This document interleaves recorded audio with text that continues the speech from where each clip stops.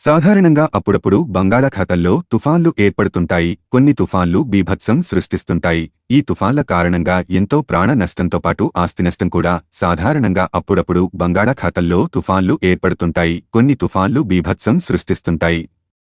ఈ తుఫాన్ల కారణంగా ఎంతో ప్రాణ నష్టంతో పాటు ఆస్తి నష్టం కూడా సంభవిస్తుంటుంది.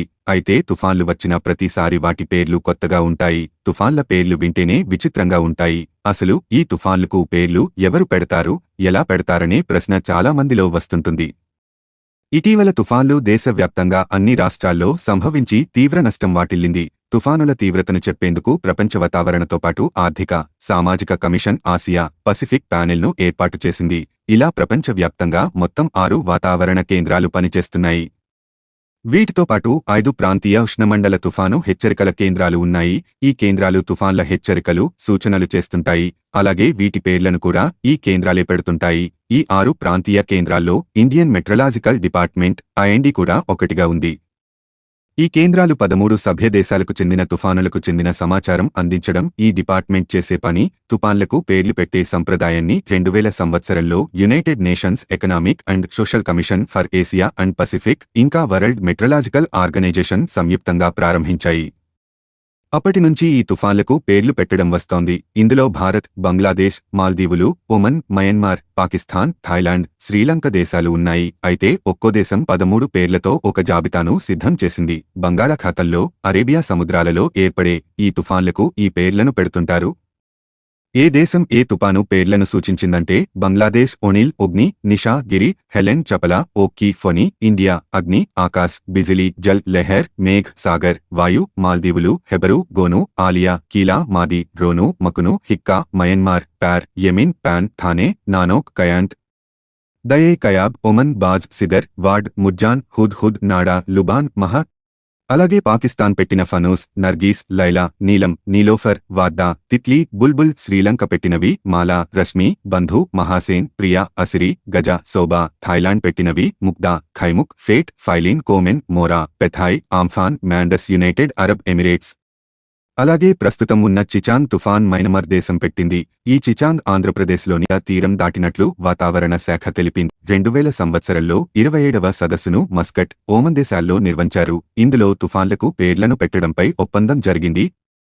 ఇక పలుమార్లు సభ్యదేశాల మధ్య చర్చలు జరిగిన తర్వాత 2004లో సెప్టెంబరులో తుఫానులకు నామకరణం చేయడం ప్రారంభమైంది. అయితే బంగాళాఖాతం, అరేబియన్ సముద్రాల తీరంలో ఉన్న 8 దేశాలను ముందుగా గుర్తించారు. ఇంగ్లీష్లోని ఆల్ఫబెటిక్ ఆర్డర్ ప్రకారం వీటిని ఏర్పాటు చేశారు. బంగ్లాదేశ్, ఇండియా, మాల్దీవులు, Myanmar, Oman, Pakistan, Sri Lanka, Thailand దేశాలను పొందుపర్చారు. అయితే ఢిల్లీలోని వాతావరణ కేంద్రం కొన్ని పేర్లను ముందుగానే నిర్ణయిస్తుంటుంది.